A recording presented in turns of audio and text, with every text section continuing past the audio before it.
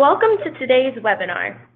My name is Kara Kurtz, and I'm the Business Development Coordinator at ASTA and NACTA, and I will be today's organizer for the presentation. We are happy to welcome today's presenter, Richard B. Earls, publisher with Travel Researchers Online.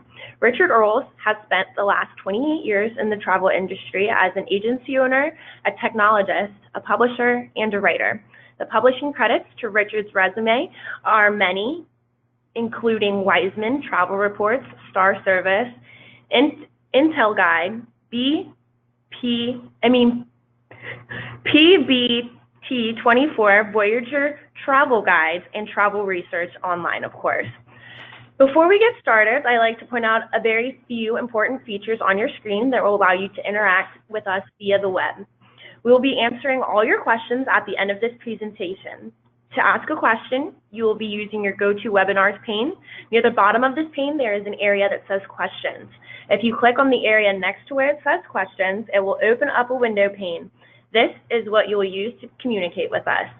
If you're having trouble hearing the presentation, please make sure your speakers are turned all the way up, and then please call in and try dialing back in again.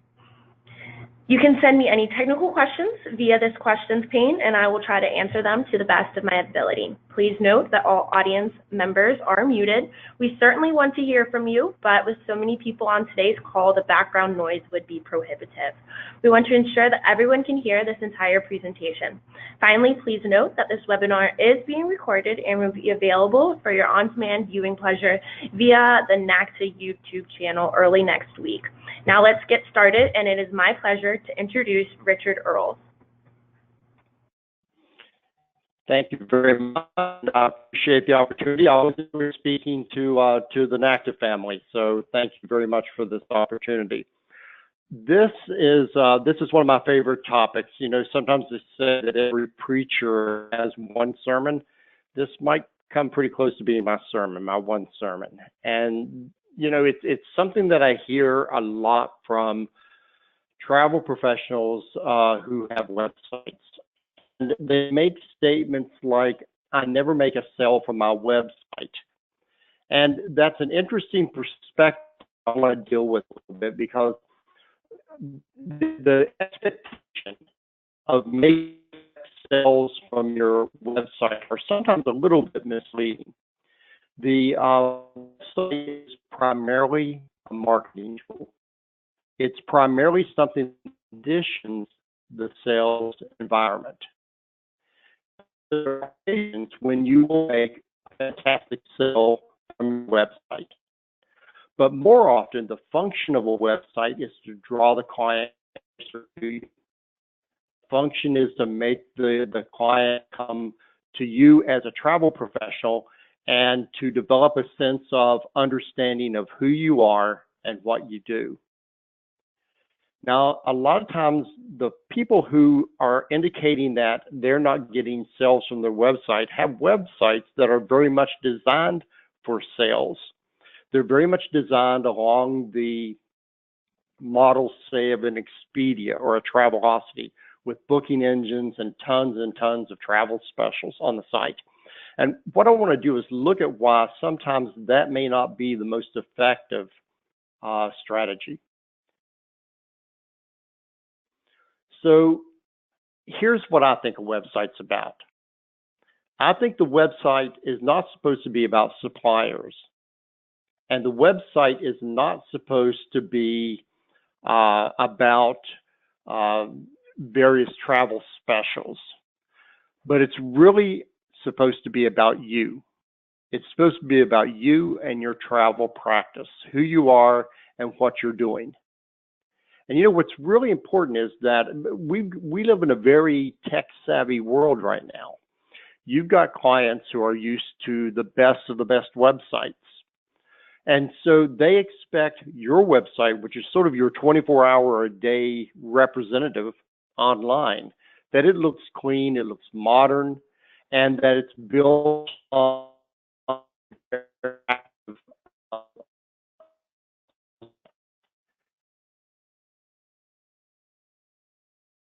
have confidence in. And so that's where we want to position your website. We want to put it in the position of being something that represents you well, represents you as good as possible, and draws the client closer to you. So what is commonly called the marketing funnel. That's a term that's been around for a long time, but lately it's achieved some resurgence. Because a lot of the marketing that you see now is very, very much designed along this principle of the marketing funnel. And basically that says that the client is out there in the population, and somehow or another through your marketing, they become aware of you. And then once that awareness develops, then you have to start generating interest. And once you generate a little interest, then the client begins to evaluate you. And if you can build a relationship, and if you can develop a sense of trust, then they start to become comfortable with you. And finally, that's what finally issues in a sale. And so you see the term specials. Important, and it's something I want to dwell on a little bit. And the reason I want to dwell on it is so many travel agency websites, instead of having opaque travel specials, have very, very information-rich travel specials. And there's a problem with that. And we're going to look at what that is. Instead of a marketing funnel, the risk is that you're going to develop a marketing trampoline. The client is going to hit your website, and then instead of coming to you and speaking to you and developing trust in you, they're going to bounce right off to Google to research some of the information that they found on your site. Because if you treat travel like a commodity, if travel is the central message of your website with regard to travel specials, then you're treating travel as just one more thing that can be bought. I contend that what's unique about your travel practice is you, not travel specials. Everybody's got travel specials. Your clients, in fact, don't need you to buy travel, right?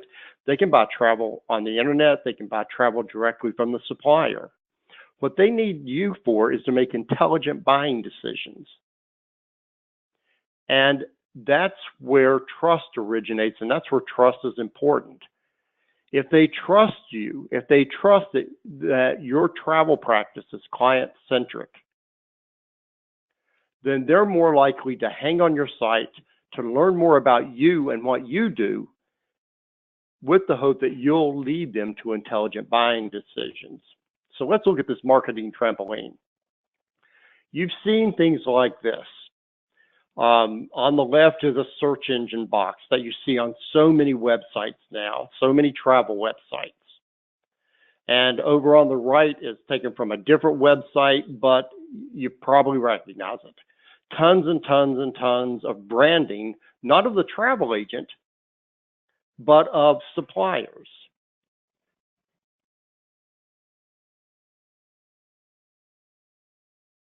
Those engines just now. Tulips and windmills, Viking, river cruises, there's the pricing, there's the itinerary.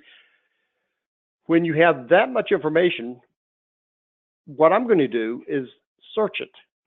I'm going to go to Google and I'm going to search that special because I have all the information I need now. I don't have to talk to the travel agent. And remember, there's a little bit of a barrier to them doing that anyway. And when I search that particular Viking, tulips, and windmills trip, look at what I get. I get Viking Direct. I get a TripAdvisor reference. I get another river company, cruise company. I get Costco Travel. Do that experiment yourself. If you've got one of those search engines on your website, do that experiment yourself. And folks, I think that's where your leads are going. I think a lot of your leads are bouncing right off of your website to Google, and you never have the opportunity then to speak to the client. Now here is an opaque travel special. This is the kind of travel special that we use at Voyager. And you don't even have to have travel specials on your site, which is one interesting aspect that we're going to look at in a minute.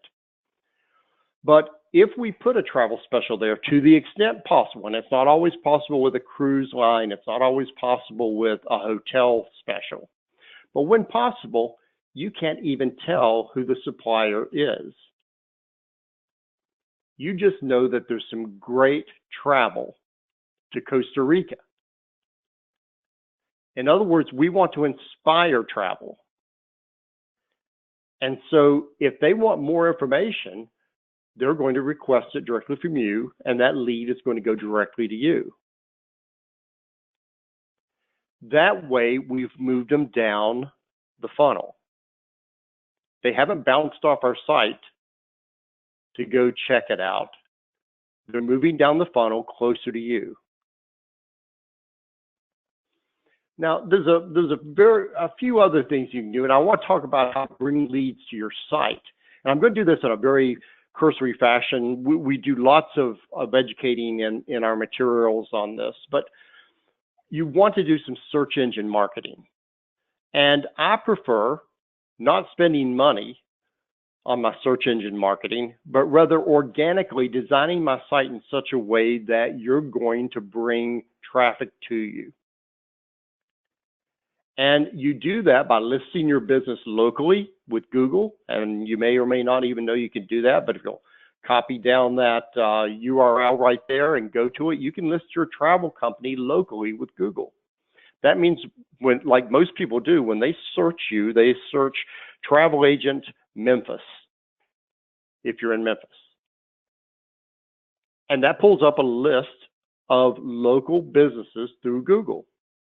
You can register your company, boom, your marketing. Keyword analysis, you can go in and see what keywords people typically use in their searches.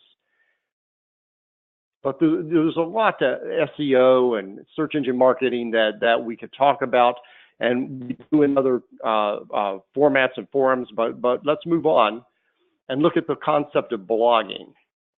Blogging is another thing you ought to be doing on your website, because there is where you can really build up a lot of trust.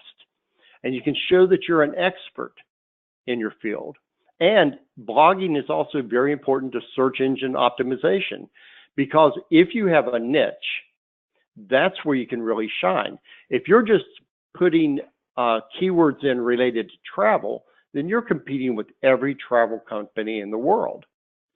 But if you have a niche that you can design your keywords around, like genealogy and travel, or if you're talking about cultural safaris, and you're blogging on those topics, that original content that you're putting into your website is much more likely to be picked up by the search engines.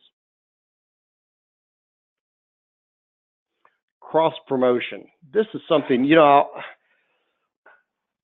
if you're going to bring traffic to your website, you've got to promote your website. You have to market your website.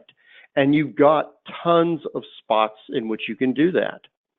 You've got letterhead, make sure your website's on it. You've got business cards, make sure your website is on it.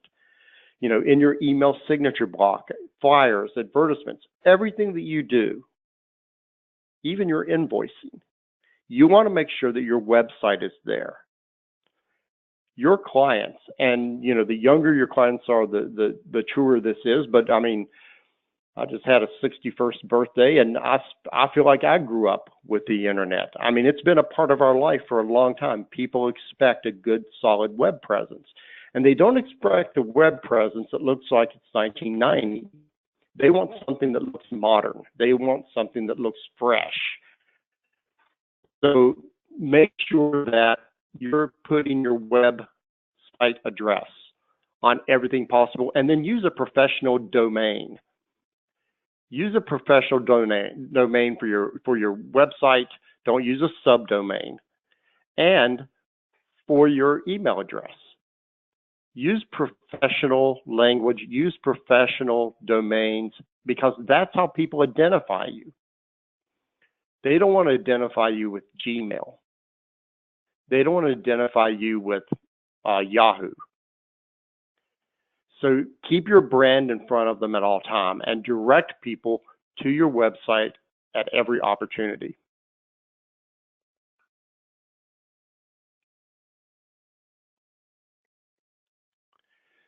Social media marketing. There's lots of opportunity to cultivate good followers with social media.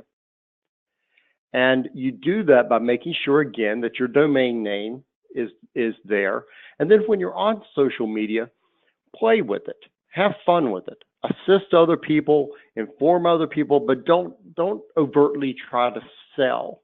Now, you might do that 1 out of every 20 posts, but if your efforts are one sales opportunity after another, then nobody knows anything about you and who you are and what the value add is that you bring to the equation. They don't understand how you can help them make intelligent buying decisions if you look like one of those retail agencies that are always just pushing something across the desk. So invite them in, teach them, instruct them, demystify travel for them. And then market your post on social media. Here's one that we did. And folks, I love this particular one. First of all, this is the kind of content that you get from Voyager. And this is a post that we spent $20 on. That $20 post, look at it, it was shared 249 times. 249 other people like this one enough to put it on their Facebook page, which resulted in, after everyone saw it with my $20 and all those folks, 249 people shared it. 40,000 people saw that. And you may or may not know that on Facebook, you can restrict the people who see it to your locality. So if you're at travel in Memphis, you can restrict your post to Memphis. Everyone who sees it is a potential prospect in your locality. Now, if you have a niche that extends broader than your locality, then you can go to the United States or the US and Canada. In your local community, this is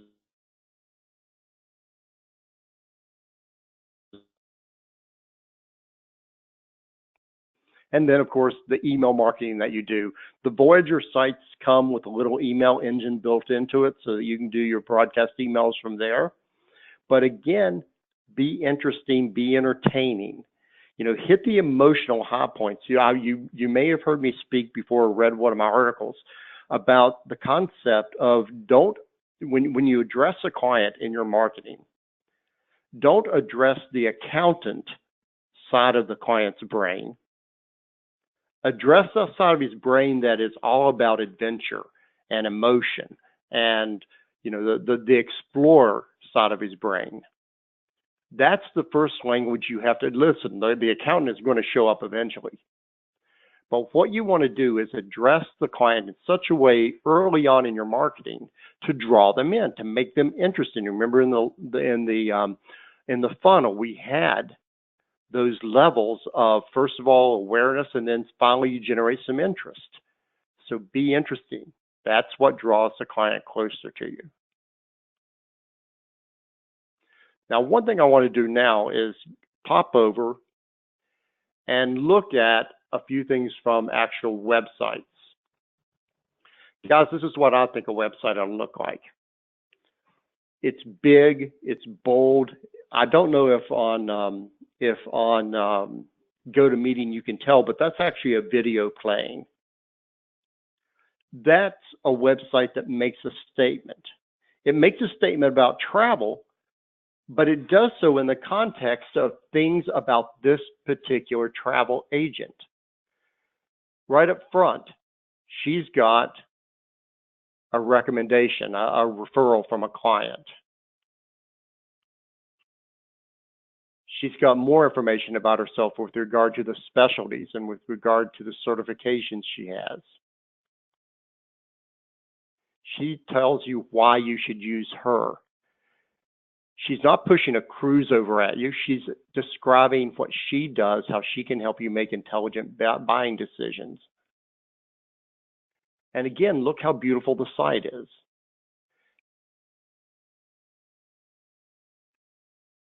And finally, you get to meet her. Here's another site. Again, the same thing, about me, testimonials, how to work with us, travel ideas. And you look down through her site, and it's all about her.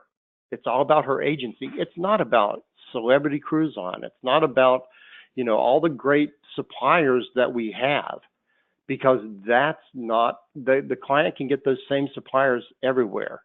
You want to convince the supplier that you're the person to come to help them evaluate what is good for them, what's a real value for them. And again, more about the travel agent. So I think you can see that one of the things we're doing here is, in the context of a lot of great content, we are talking about the travel agent. We're making the travel agent and their relationship with their clients the center of this website. So that's the emphasis. The emphasis is not on travel specials. And when we do introduce travel specials, they are typically opaque. So to learn more about them, you've got to come to the travel agent. This is some of the content that we have. And one of the things that we discovered early on at Travel Research Online was we were creating content for agents, and their sites weren't adequate to handle the content. So when we created Voyager, we wanted great content that they could utilize. And so, for example, we've got over 180 videos that are all travel agent friendly videos that you can use. We've got over 500 travel articles. We've got weather and destination guides, and we have over 1 million photographs that you can access. We've got memes that you can use in your social media. It's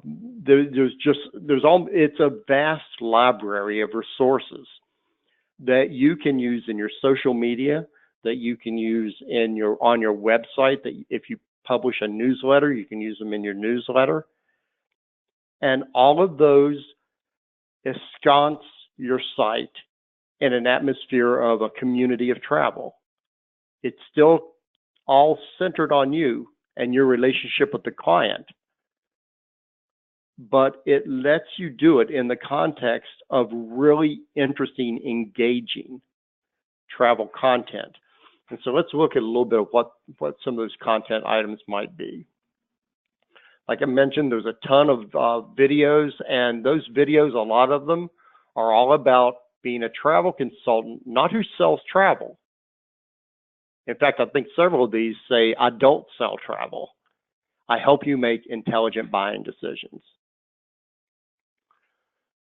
Memes that you can use in your social media. More of the same. We have a cartoonist who does this for us. Lots of fun memes that you can post on your Facebook pages. The travel brochure, over 300 travel brochures. Each website has a blogging capacity in it, so you can start a blog. And we also give you help with that. We have a white paper that gives you over 50 ideas for blogging topics. Lots of little widgets that have more information, climate data, travel news, quotations on travel, weather. This is an article carousel widget. You can put this on your site, and you'll have a ton of professionally written articles for you right there on your site. Another way for articles to be displayed are with this particular storyboard article widget.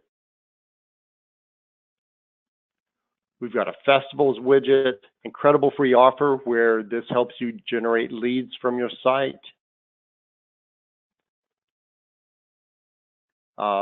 Where I've been, You can put either your own travels here or you can put your clients' travels. Like I said, there's over 1 million photographs in the system. Many hundreds of thousands of them are free. Destination guides, you may know this from the NACTA Voyager program. Our destination guides, there's over 600 of those. And infographics about destinations, port of call guides, we can go on and on. This is a vast library of material. So guys, that's the 30-foot vision of my idea of what marketing is all about with a website. And you know, I'd love to field some questions if you have any.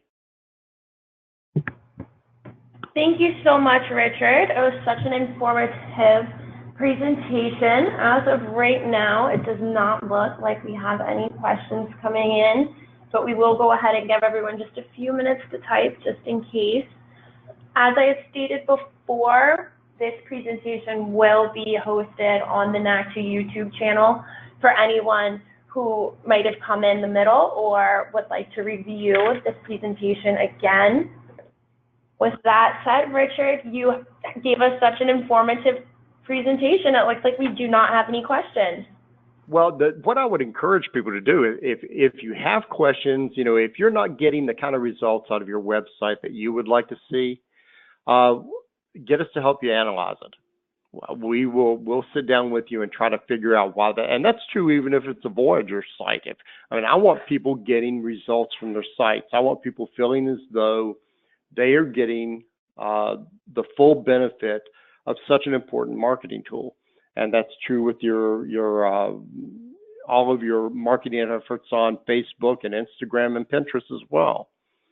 So wherever you're marketing in a digital fashion, we can give you some assistance in figuring out why you're getting results or why you're, you know, what you could do to improve those results. Would it be okay if when we send out our follow-up email in regards to this email, we include your contact information in case anyone does have those personal questions that they would like to reach out to you in regards to? I wish you would. Okay, not a problem. And it looks like we do have a question. Where can we go to get information about pricing?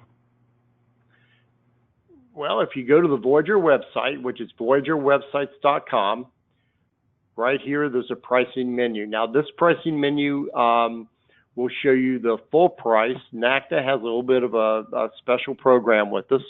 So there is a NACTA discount, and you can obtain from NACTA the NACTA code that will give you a few dollars off of all of our pricing.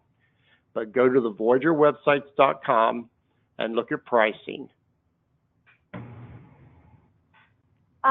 Where do you go for a professional website name, Richard? We actually have set up a little store where you can do that, but we'll help you come up with an idea. You know, that's a really good idea, a really good question. I see so many agents who work with subdomains, which would be like ngagent.voyagerwebsites.com, and that's just way too complicated for most travel professionals. You know, it's getting harder and harder, of course, because people are buying up all the good URLs and domain names.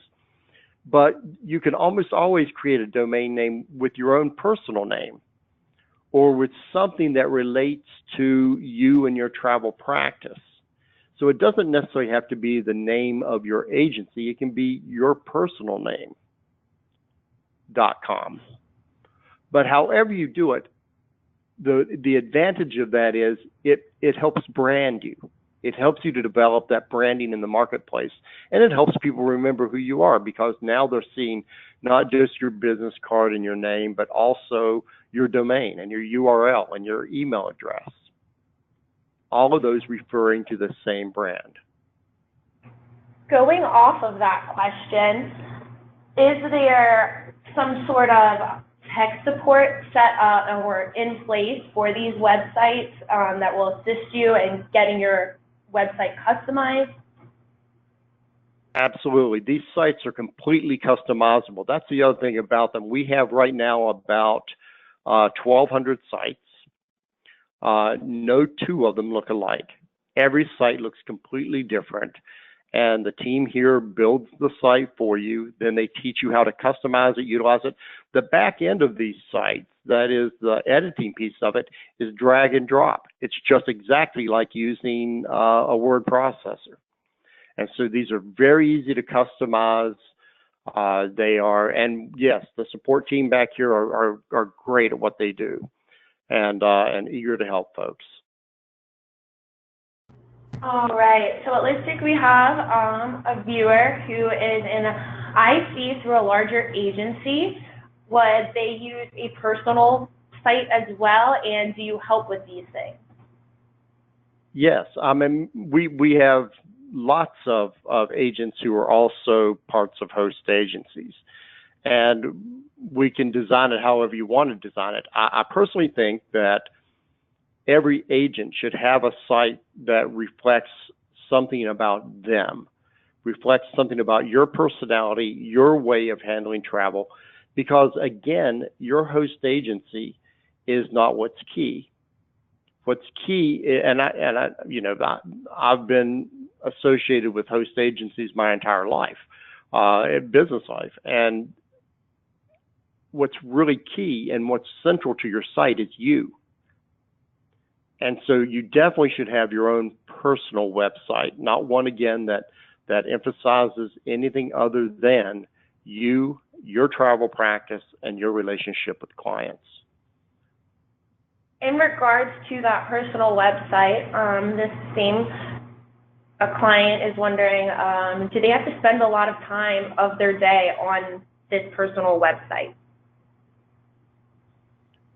No, I think what's important is that, every month you're in there freshening up the material, adding a couple of new things to it, but your website ought to be, again, designed like a funnel so that it's pretty evergreen, it's pretty set up to bring your clients in, draw them in, but there still is the need to get in there on a regular basis and freshen it up.